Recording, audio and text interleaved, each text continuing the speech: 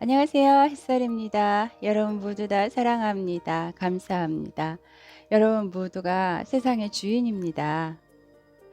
우리는 지방이 나쁘다고들 합니다. 그러나 지방 없이는 음식이 맛이 없어서 못 먹죠. 3대 영양소 중에 하나인 지방은 전문 용어로 지질이라고 합니다. 사람들은 기름기가 많은 음식을 왜 맛있다고 느끼는 걸까요?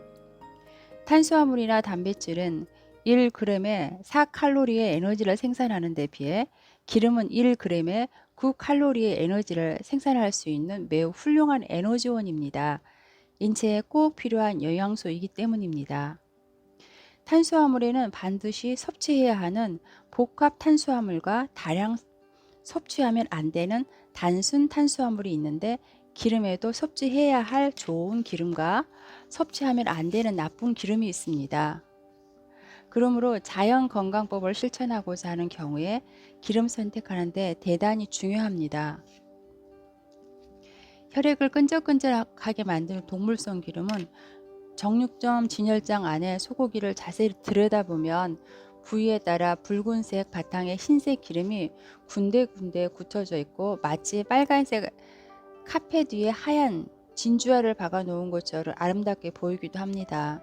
또한 돼지 삼겹살에도 붉은색 살코기와 흰색 기름이 색동저고리 무늬처럼 질서가 정연하게 배열되어 있는 것을 볼 수 있습니다.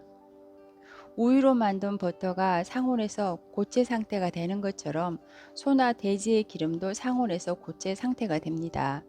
하지만 식물성 기름과 생선 기름은 상온에서 액체 상태입니다. 자연 건강을 실천하고자 하는 사람이라면 바로 이 점에 주목해야 합니다. 소나 돼지의 기름이 상온에서 고체 상태가 된다는 것은 그것이 열에 의해 녹는 온도가 높다는 의미입니다. 동물성 기름은 동물들의 체온보다 낮은 온도의 환경에서는 쉽게 굳는 성질이 있습니다. 육상 선수들은 체온은 사람보다 높아 소, 돼지, 개의 체온은 대개 섭씨 39도, 양은 40도, 닭은 41도입니다. 이러한 동물은 체온이 대개 39도 이상으로 육상 동물의 기름이 그들의 혈관 속에서는 굳어지지 않아 아무런 지장이 없지만, 그들보다 체온이 낮은 사람의 몸에 들어오면 문제가 발생한다는 것을 알 수 있습니다.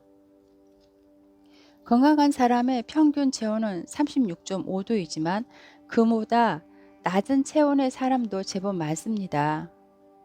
따라서 사람보다 체온이 높은 육상 동물의 기름은 그들보다 체온이 낮은 사람의 혈관에 잘 녹지 않고 굳게 돼 자연히 혈관이나 모세혈관에 쌓여 혈관계통의 질병을 일으킵니다. 육류를 많이 섭취한 사람의 혈액을 전자현미경으로 관찰하면 적혈구가 끈적끈적하게 서로 달라붙어 있다고 합니다. 사람이 섭취하는 동물 기름이 혈액의 점도를 높여 끈적거리는 것입니다.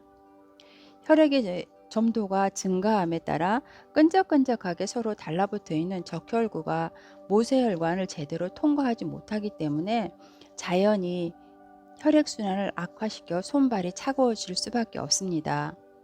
이처럼 적혈구 활동이 둔화되는 것은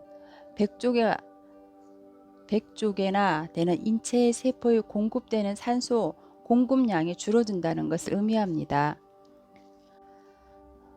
어떤 학자의 발표에 따르면 동물성 기름을 많이 섭취한 지 몇 시간 후에는 세포 전체의 산소 공급량이 20에서 30%나 감소된다고 합니다. 산소 공급량이 줄어들면 세포 속 미토콘드리아는 발전소에서 연소 효율이 저하되고 에너지 발전량도 줄어듭니다. 따라서 산소와 영양소가 제대로 공급되지 않으면 각 세포의 영양 부족으로 인해 기능이 약화되며 결국 질병으로 이어집니다.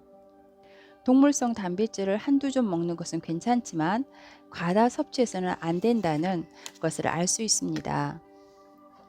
치매와 암 발생률을 높이는 식용유입니다.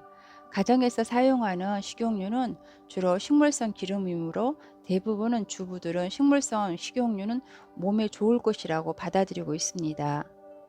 우리가 식용유를 좋은 것인지 나쁜 것인지를 판단하려면 제조 과정을 살펴보는 것이 현명하다고 생각합니다. 식물성 기름의 제조 과정을 자세히 언급한 뇌과학 전문가 야마시마 데츠모리 박사의 저서 그 식용유가 당신을 죽인다 의 일부 내용을 정리하면 다음과 같습니다. 식용유 생산 공장에서 콩, 두유, 옥수수 배아, 홍아씨, 포도씨, 해바라기씨 등을 기계로 압착해 기름 성분을 추출하고 있는데 제조 과정에서 헥세인이라는 화학 약품을 사용해 원재료 활용된 기름 성분을 무리하게 녹여냅니다. 그 다음 화학약품인 헥세인으로 녹아낸 식물성 기름을 색깔이 희뿌였기 때문에 이를 투명한 색깔로 바꾸기 위해 또다시 화학약품을 사용해 정제합니다. 그리고 화학약품 냄새가 나는 기름을 깨끗한 기름으로 정제하기 위해 여러 차례 고온 처리를 해 냄새를 없앱니다. 식용유를 여러 차례 정제하는 과정에서 고온 처리를 하므로 제품화 단계에서 많든 적든 독성 물질이 하이드록시 노네날이 발생합니다. 볶은 음식과 튀김 요리 등의 조리 과정에서 또다시 열을 가하면 그 독소는 계속 증가합니다. 이러한 이유로 야마시마 데츠모리 박사는 고온으로 정제한 식용유를 가리켜 뇌 세포를 죽음으로 몰아넣는 암살자 하이드록시 노레날이라고 표현합니다. 식용유 생산 과정과 가다 섭취한 결과를 이해하기 쉽게 정리하면 다음과 같습니다. 리놀산, 오메가 6입니다. 가열로 인해 하이드록시 노네날 발생합니다. 고온의 조리 과정에서 추가로 발생한 하이드로녹시 노네날은 음식을 통해 섭취하게 됩니다. 음식을 통해 섭취한 하이드록시 노네날이 뇌세포를 죽게 합니다. 뇌세포가 사멸되므로 뇌의 해마 자체가 위축됩니다. 해마가 기능을 상실하며 기억장애와 인지장애가 진행됩니다. 결국 뇌가 수축이 되므로 알츠하이머병, 치매의 일종입니다. 암 발생률을 높입니다. 미국의 폴링 의학 연구소에서는 실험에 따르면 유전적으로 암에 잘 걸리는 쥐 500마리를 100마리씩 다른 그룹으로 나눈 후 제각기 다른 지방을 제공해 암 발생률을 조사했습니다. 실험 결과 오메가6 계열의 홍화씨 기름에 66마리, 옥수수 기름에 60마리, 포화지방산 계열의 돼지 기름에 32마리의 암이 발생했습니다.